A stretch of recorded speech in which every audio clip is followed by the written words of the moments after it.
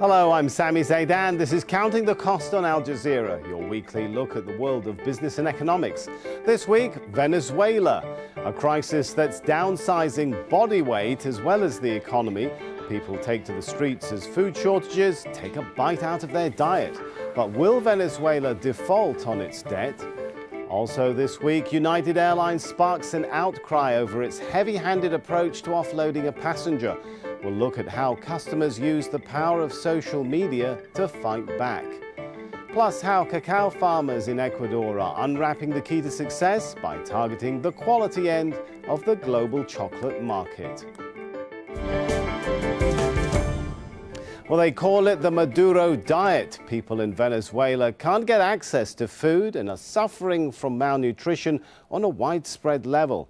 Well, over the past year, 74% of Venezuelans lost an average of 8.7 kilos in weight. And they're blaming the populist government of President Nicolas Maduro. Venezuela's economic meltdown just keeps getting worse, and anger is growing with a president who's failing to meet the people's most basic needs. Theresa Bo reports. Another day of protests in Caracas. Again, opposition supporters took to the streets on Monday to protest against the economic crisis and what they say is the dictatorship of leftist President Nicolas Maduro. We've said it on many opportunities. This is a fight of resistance, and resistance means knowing who will break first. Our will is to continue protesting, or the will of those who oppress in the name of dictatorship, to continue complying with their orders. We are not going to stop. We are going to carry on.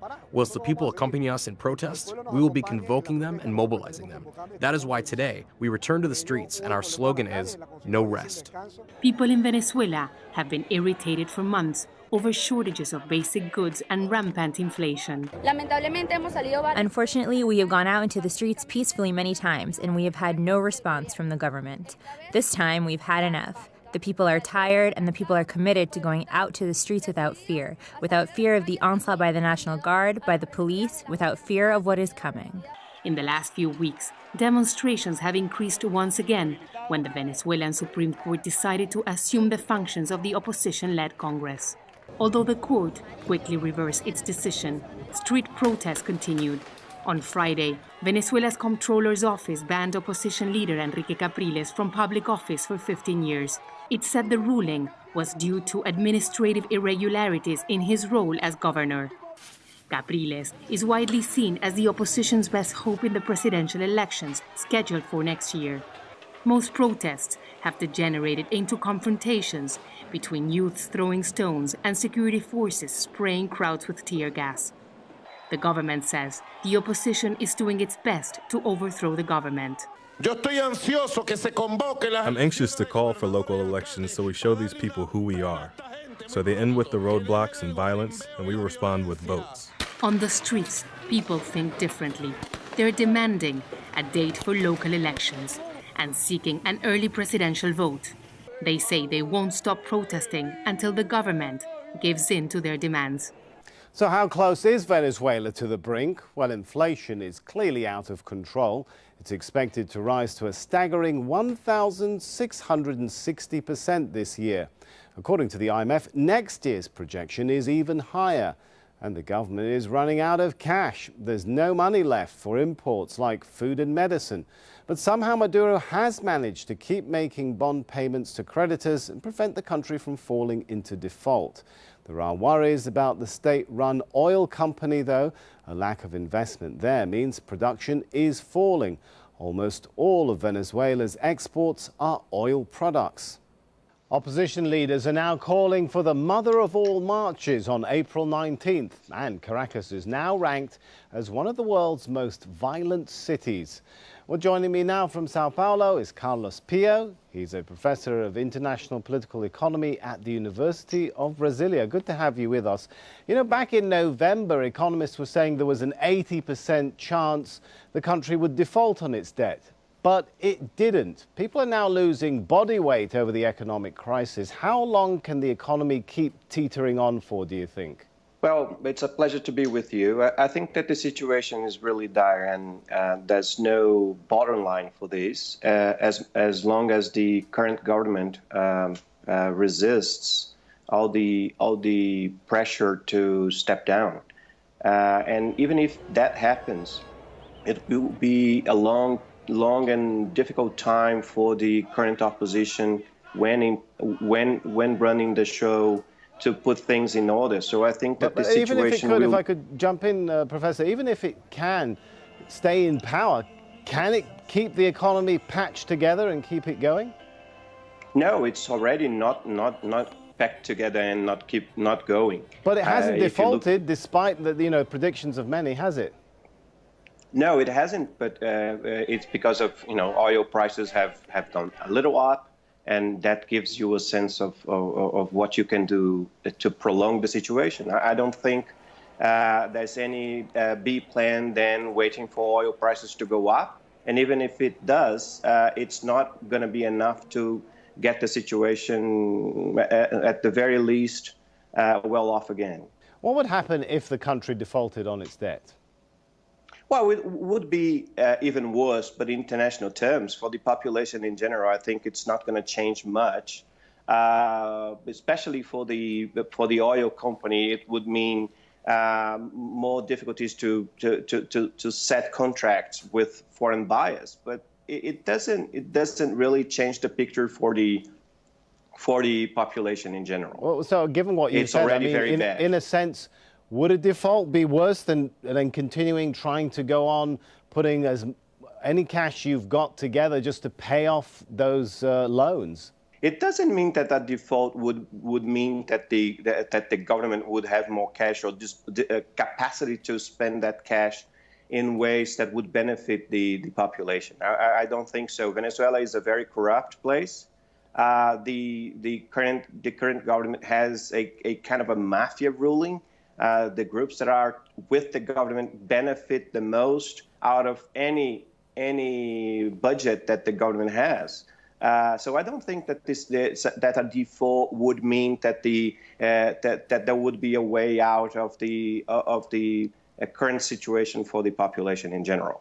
A default may have short-term positive impacts in the government accounts, but it doesn't solve the problems as we know. It has to come with a plan for structural reforms, and that's absolutely against everything that this government or the regime started by Hugo Chavez in the 1990s has preached all along its survival.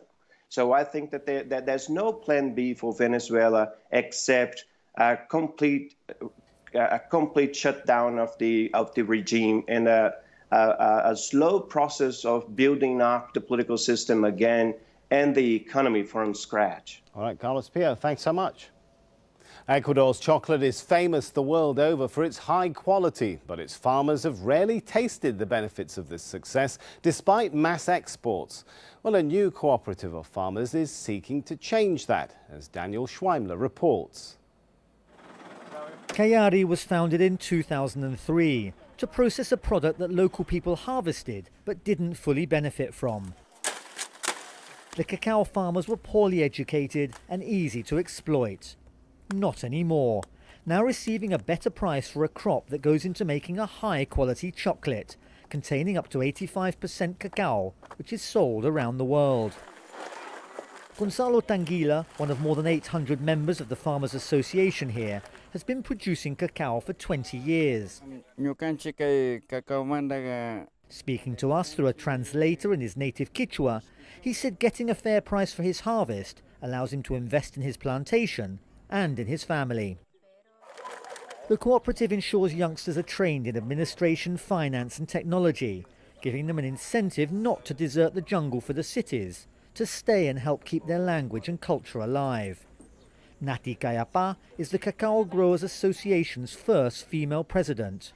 When we founded Callari, we weren't very well organized and the buyers took advantage of us. They paid us very little, which the Quechua community thought was normal. When we saw that representatives in Guayaquil were selling at very high prices, we realized we were in a fight for the survival of indigenous people, that we have our rights and that our economic status is important. Ingredients for the many flavors that go into the chocolate bars, such as vanilla, banana, ginger, orange and cinnamon, are cultivated alongside the cacao to create a rich mix of nutrients that feed the delicate jungle soil. It's making inroads into the quality end of the world chocolate market, but it's very much a product of the Ecuadorian jungle, cultivated by the indigenous community that knows it best, which is ensuring that it benefits from the sweet taste of success. Kayari is run by and mostly represents Quechua-speaking indigenous people. Maintaining quality at every stage of the process is vital to thrive in a competitive market. Now we'll determine the percentage of fermentation, the percentage of mold, and the percentage of semi-fermentation, all of which determines the quality before it's exported. Exported to delight the palates of chocolate connoisseurs around the world. But farmers here now have control of the bitter cacao bean that makes that chocolate, and with it, their own destinies. Still to come on Counting the Cost, a hotly contested presidential election is keeping everyone on the edge in France. We'll look at the economic issues at stake. Well, it can take 20 years to build a reputation and 5 minutes to ruin it, so the saying goes. Well, that's exactly what happened to United Airlines when it became the #1 trending topic on Chinese social media. Well, the US airline faced global outrage after videos went viral showing the violent removal of a passenger from a domestic flight. David Dow suffered facial injuries when he was pulled off the overbooked flight. His lawyers hope the case will spark changes in the industry. John Hendren reports. This is the face of an airline passenger revolt. I hope he becomes a poster child for all of us. Someone's got to. The violent removal of 69-year-old Dr. David Dow from a United Airlines flight by Chicago Aviation Police left him with a concussion, 2 missing front teeth, sinus injuries, and a broken nose that now requires reconstructive surgery. His lawyer and daughter held a news conference to say Dow will now sue United in terms that sound like a passenger's crusade. What happened to my dad should have never happened to any human being, regardless of the circumstance. We hope that in the future, nothing like this happens again. The incident has become a social media meme, with passengers posting pictures of themselves donning helmets in silent protest. The incident has been a disaster for an airline whose motto is "Fly the Friendly Skies." United CEO Oscar Munoz initially justified Dow's removal. Now he's offering the latest in a series of increasingly abject apologies. As I think about our business and our people, the first thing I think is important to say is to apologize to Dr. Dow, his family, the passengers on that flight, our customers, our employees. That is not who our family at United is.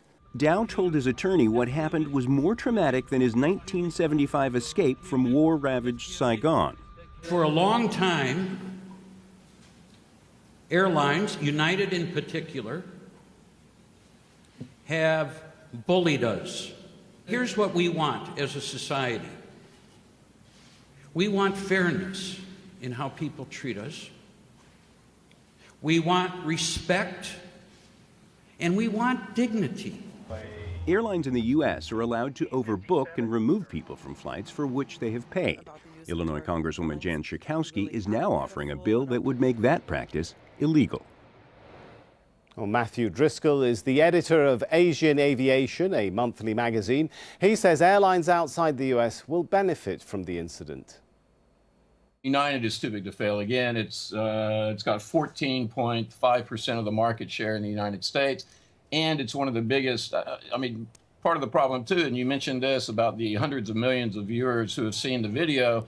Part of the problem, if I was at United, I would be worried about the effect of my China traffic, because China is going to overtake the United States in the next 10 years, 10 to 20 years. It's probably going to be the biggest aviation market. United has a big stake in China. Delta has a big stake in China. Delta and American have about 8% of the traffic from China to the U.S.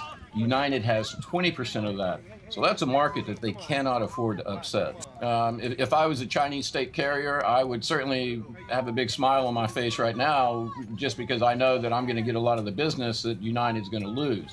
And again, you've already been reporting on the boycotts that are taking place, the various societies that are criticizing United. So there's going to be a lot of business that's going to go to some of those carriers who are already ramping up their product. They're spending more on new airplanes. They're spending more on better interiors, better in-flight services, just to try to take market share from the American airlines that are pinning their hopes on future travel in China. In just weeks, the Eurozone's second biggest economy will have a new president. The first round of voting in France will be held on April the 23rd. And people all over Europe are paying attention because the country's position at the heart of the European Union could be at stake. Of the top 4 candidates leading in the polls, 2 want France to pull out of the euro, and up to 2/3 of voters are still undecided. Well, here's a quick recap then of who's who. On the far right, Marine Le Pen is the National Front candidate. She wants to leave the euro, cut immigration and lower the retirement age. François Fillon is the Republican candidate. He wants to stay in the euro and scrap the 35-hour work week. Well, he's facing an investigation into payments to his family for fake jobs. Emmanuel Macron, who is running as an independent candidate, also wants to stay in the euro. In fact, the former economy minister is the only candidate who is strongly pro-European. Jean-Luc Mélenchon, in contrast, wants to renegotiate EU treaties and raise taxes. The far-left candidate is also running as an independent.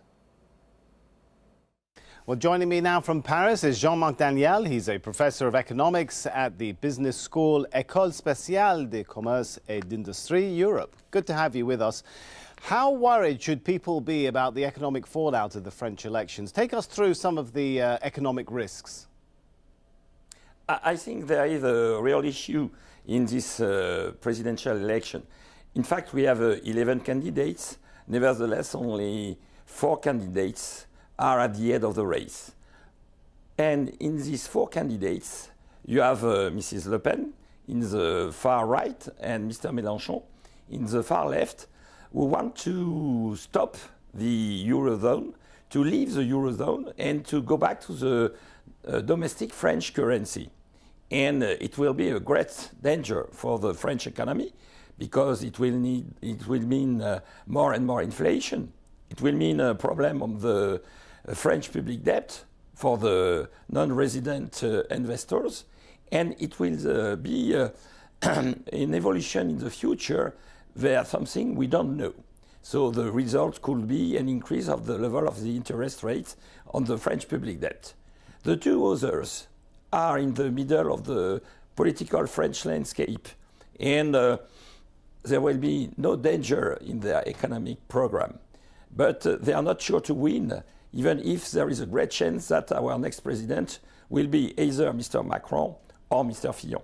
So it's really a choice between, I guess you could say, a continuation of the current economic model or change. Do you think we could see a sort of populist rejection of the current economic order, a la Brexit or the Donald Trump vote in the US?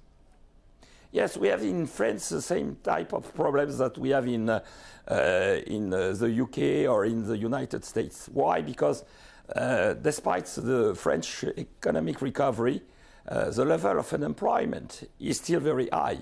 The rate of unemployment in France is about 10% of the labor force, and a lot of people say that their purchasing power is decreasing, and they are convinced that European Union is guilty, in fact.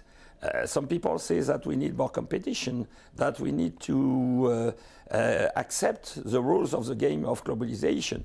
But for a lot of people in our country, they are convinced that, in fact, European Union and, on the other hand, German authorities are responsible for our economic situation. So the solution could be to stop with European Union and to enter a new phases in our economic construction based on domestic economic policy. I mean, given what you've just said then, I mean, how serious is the possibility of a Frexit, as it's called, a French leaving the European Union?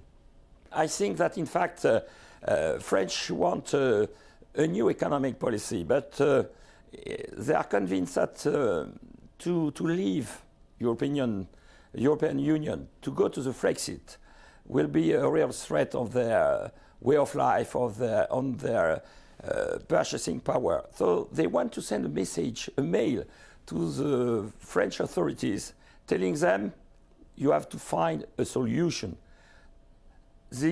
Our situation could not go on. We can't go on with such an economic crisis. We can't go on with such a level of inequality between, for instance, great cities like Paris and between the old industrial countries like in the northern part of France. Okay, we have to find the solution. What would that solution look like? What kind of reforms do you think the country needs? I think that, in fact, the country needs not to leave the European Union, but to increase the level of competition. And it's the message of Mr. Macron. Mr. Macron says we have to go to the new economy. We have to look for a new version of economic development, of economic growth. And to do that, we need more competition. We need to respect the rules of the games of the European Union. And to reduce our fiscal deficit, we need to reduce taxes. For a lot of people, to reduce taxes could be a good news, but they think that in the other end, to reduce fiscal deficit and to reduce taxes means to reduce public spendings. And for a lot of people, they think that to reduce public spendings will reduce their way of life, will change their way of life. And they say to the government, explain us clearly. Give us the evidence that if you reduce public spendings, if you increase competition, we will have a new growth, we will have a new economic policy efficient. And finally, ending on a high note, so to speak, the Canadian government has unveiled legislation to fully legalise the recreational use of marijuana. The bill comes with huge public support, but some are questioning who would reap the benefits of such a move. Daniel Lack reports from Toronto. Medical marijuana can be used in Canada now, but a doctor's prescription is required. At this shop, hundreds of customers a week buy cannabis products from staff who advise them on their particular needs. Legal, recreational marijuana will require a different approach. Someone that's coming in with an ailment, we can kind of navigate them through which certain strains are going to give them peace of mind or relief for their certain ailment. Someone recreationally, they don't care. They generally, recreationally, they'll have a preference, but there's really no medicinal aspect that they're looking to gain from it. They just want the flower. Admitting that he'd smoked pot himself in the past, Justin Trudeau promised to legalize the drug when he became Prime Minister in 2015. Existing medical marijuana growers, all with government licenses, have expanded operations, getting ready for what some in the media are calling a green rush. Somewhere between $7 and $10 billion annually is spent in the black market. So we'll disrupt that quite a bit, but we'll also disrupt alcohol sales. And so there's a number of kind of residual benefits. Supporters argue that benefits include taxing legal marijuana, potentially a lot of public revenue. Like alcohol, there'll be age restrictions on use. Others say the large companies that will control growth and distribution of legal marijuana will have too much influence over government regulation. Whether you can look at alcohol, tobacco, pharmaceutical, government tends to seem to be a lot more friendly to industry interests than public health. Despite the legalization of marijuana in 15 months' time, police across Canada continue to arrest and charge people for possession. Jody Emery, who along with her husband Mark has openly used and sold marijuana for years as part of an activist campaign to decriminalize the drug, says the government's plans don't go far enough. The government is looking to continue to criminalize the pioneers who built up the industry from the beginning. They're looking to allow people in suits to go on the stock market and sell pot, but anybody who grew it before is going to remain a criminal and not be allowed to participate in the industry. Despite reservations, Canada looks set to join a growing list of nations and U.S. states that allow legal recreational access to a drug that was once totally prohibited and regarded as a threat to society. Well, that's our show for this week. There's more for you online at aljazeera.com/CTC. That'll take you straight to our page, which has individual reports, links, and entire episodes for you to catch up on. Well, that's it for this edition of Counting the Cost. I'm Sami Zaidan from the whole team here. Now, thanks for joining us. The news on Al Jazeera is next.